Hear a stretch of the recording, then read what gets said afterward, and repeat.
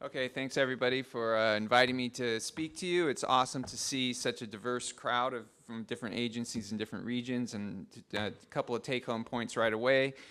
Social science deserves to have a place at the table, and if you want to talk about funding opportunities to get us involved, I'd be happy to do that. And then the other point is that comparison is key. So that's really great to have this comparison across all these major watersheds in which governance systems and ecological systems are operating. It's a really important thing to do. We need to be doing more of it to understand what's happening. So all my information is up here. If you want to follow me on Twitter or connect your outreach accounts to mine, I'd like to tweet about all this stuff, and you can reach me there. So this is what I'm going to try to do in 15 minutes. I'm going to talk about complex and messy governance systems. I was sorry I couldn't be here yesterday. I had to teach, but I heard one of my diagrams of the messy network was up there, and those sorts of networks are the things that I've been studying the last few years and thinking about how knowledge and learning occurs in them. I'm going to talk about perceptions of science and political knowledge in some estuaries that I've been studying, including the Delta, and talk about knowledge management. And sprinkled throughout there will be empirical examples from all these regions that are up here in the interest of comparison. So governance is messy. These are some of the latest pictures of the structure of networks from 3 different regions. I guess that failed to get the label. This is the Argentina Parana Delta in Argentina, Sacramento San Joaquin Delta, which you know, and this is Tampa Bay. And all these squares are actors, and the squares are venues, policy venues in which people are interacting, and the circles are the actors.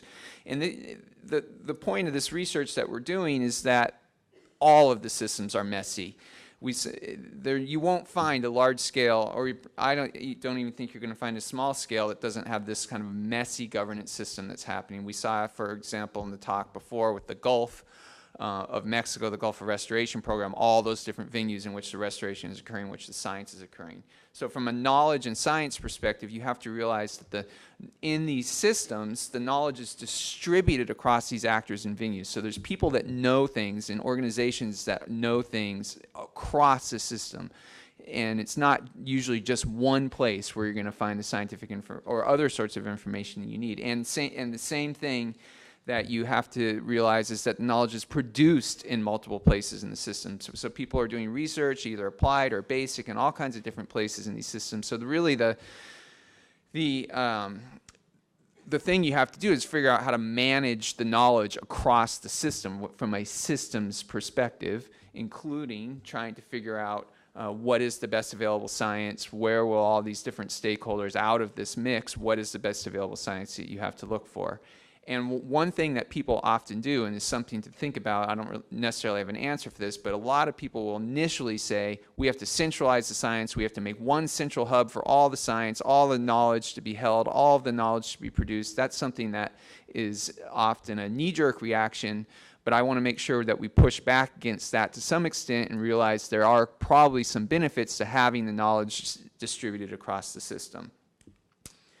Okay, this just gives you, this is the Bay Area one. This is the picture that was in the report that you guys saw yesterday, and then this just gives you an idea of some of the central actors in there. And again, there's science being produced and knowledge being produced across all of these different sorts of actors in different ways. So how do you integrate across them? Okay, so one thing that we do in this science is we say to ourselves, we do surveys of stakeholders, and we ask them questions about conflict and ask them questions about their perceptions of science. And those squares that I showed you with the venues, we asked every stakeholder we could get our hand on in Tampa Bay and Argentina, and then in the Delta and some other places, when they participated in those venues, how much conflict did they see? So we asked them, within a particular venue, say the Delta Stewardship Council or CalFed, would you say that most decisions there are mutual gains, that there's cooperation, win-win solutions if you want, or getting better together if you want to call it that is available, or is there trade-offs that you have to make, or is there some sort of zero-sum game? And that gives you an indicator of how much conflict is occurring in the system. So if you look right here, this is from the data that we have. how much cooperation there is in Tampa versus California. If you look in Tampa, 68% of the people that answered these surveys are saying that there's mutual gains, and only 51% in California. 24% of the people in California are saying zero sum. So that's where the conflict is occurring. It's more conflictual in California, and interestingly, in Paraná, where you have a developing country with more weak institutions, you have a lot of these trade-offs. Why that exact pattern is there, we're not quite sure. Well, we have some ideas, but part of the story is probably knowledge. So this is from California and Tampa, where we ask the questions overall in the system, how much political knowledge is there? How well do you understand the interests of the other actors? So one point to make here is that scientific knowledge is not the only relevant type of knowledge in these sorts of systems. Also, political knowledge and local knowledge is important too. And political knowledge here means understanding the interests of all the actors. When you have these collaborative forums of various sorts that people are participating, understanding the interests, who's going to benefit and get or experience costs from different policies, what their policy preferences are, is crucial to be able to make agreements. And then also, how adequate is the scientific knowledge? And interestingly enough, if you look at the Californians on the scientific knowledge part, they get a lower score than Tampa. So there's probably some link to the conflict there. And I'm not going to be able to fully explain this, but what this graph shows is basically how much influence does that different type of knowledge have on outcomes. So if you look at right here, people who really have, who think that they have they know the interest well, they are more likely to rate the fairness and efficacy of governance processes more highly. So those political knowledge really has more of an influence on the process part of things. While the scientific knowledge, you can think of it as how much influence does it have on people's perceptions, has more of an influence on a broader range of outcomes, and is particularly strong in Tampa, where there was more agreement on the science, and very weak. This is one of the interesting parts here, is scientific knowledge doesn't have much of an influence in the Paraná Delta at all, but political knowledge does. So we think there may be something going on between the context where you have developing countries where the political knowledge and where weak institutions, the political knowledge might come first, actually, the scientific knowledge might come second. We don't know for sure because we only have 3 case studies and we need more comparison, going back to my original point. Okay, so how do you manage to the local level? Because at the local levels, you have very specific requirements, specific circumstances. We don't, if sea level rise is going to be 50 centimeters or whatever it's going to be in San Francisco Bay, how much does that matter in Marin County or in the coast versus the inland versus San Mateo County? That's more of a local question where the science hits the ground. And at the same time, there's stuff going on the ground at the local level of various sorts, maybe local knowledge or some process that we need to integrate up and average to get a better understanding of the more global phenomena. So that we have to constantly be doing this upscaling and downscaling knowledge, and then integrating across agencies, integrating across geographies, which is one of the things I think this conference is good for, is integrating some of these ideas across geographies. One type of organization that might be important in or a concept, and I think a lot of the organizations in which you folks work in fit into this role, is this idea of boundary organizations, where you have an organization that takes the explicit strategy of trying to span boundaries and connect knowledge across boundaries.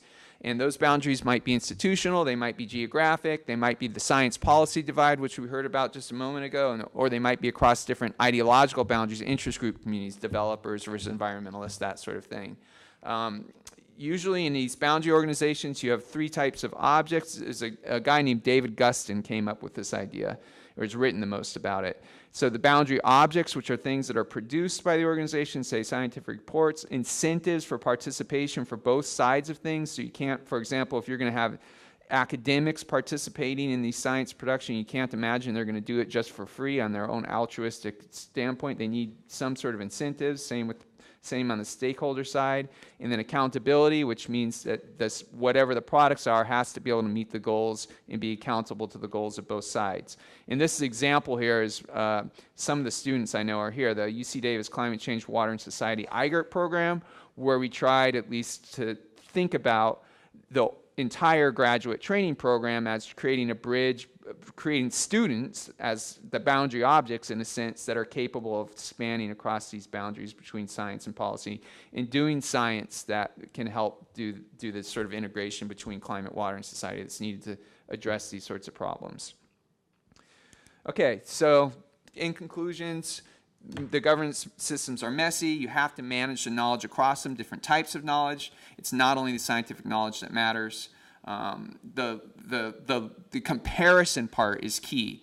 How much knowledge exists, how much agreement, scientific agreement exists, or political knowledge exists varies across context, and how much it matters actually seems to vary across context according to our research. So science has a more of a harder, seems to be having more of an effect on perceptions of policy in Tampa, less of an effect on perceptions of policy in the Delta, California Delta. And then boundary organizations are at least one idea, I don't think they're the only idea, but one, I think, promising idea for doing this knowledge management where you're upscaling and downscaling knowledge and integrating it across the system.